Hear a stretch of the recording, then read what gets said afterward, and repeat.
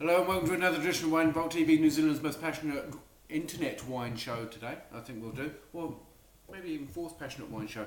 But we're just going to crack straight on with it. I hope you had a really good New Year, and I feel over Christmas I lost a slight bit of spark, but I feel like I've got that back today. So we're going to get straight in with it. And to kick the new year off, we're going to start off with a wine from the Ormond Valley in Gisborne. Now, we don't really give Gisborne too much coverage, really. It's slightly off the radar, slightly isolated, but one of the things that they are particularly good at is Gewurztraminer, or Gewurz, as many people call it. Now, Wrights is a biodynamic organic vineyard. The terraces are biodynamic, and the valley vineyards are in conversion, and established in the year 2000. Vines planted in 2005, so relatively young, kind of only a couple of vintages off those.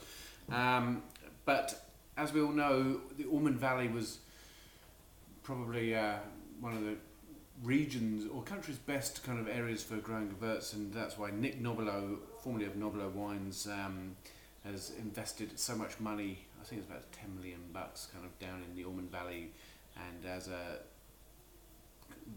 vineyard and winery that solely concentrates on Gewurztraminer, all gravity fed and bloody blah.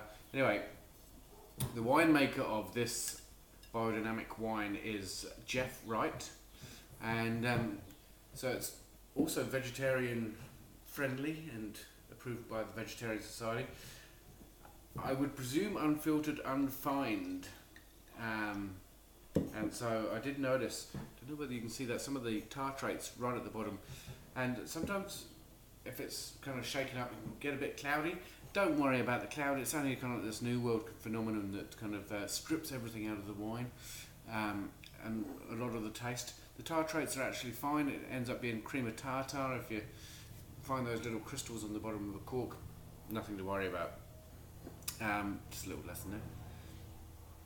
Now, one of the first things, this is very aromatic, and I do believe it's done in a dry style, kind of that kind of whole Oregon kind of way, and I tend to like them fleshy and a bit kind of sweeter, but you do get kind of rose petal and real kind of pungent Turkish delight. Also, you get kind of a hint of, it's definitely that kind of stone fruit kind of character, a hint of kind of that fluffy white kind of peach. Also, you get that slight kind of apricot, almond kind of character there as well.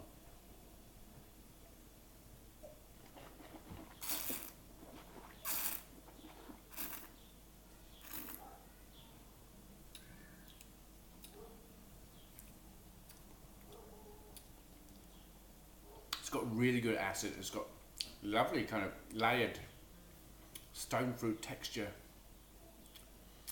Almost that kind of grapefruit kind of character in the mouth, on the palate, and you do get that really kind of Turkish delight, and all of those stone fruits that I mentioned earlier, just all kind of mashed up and just thrown in there.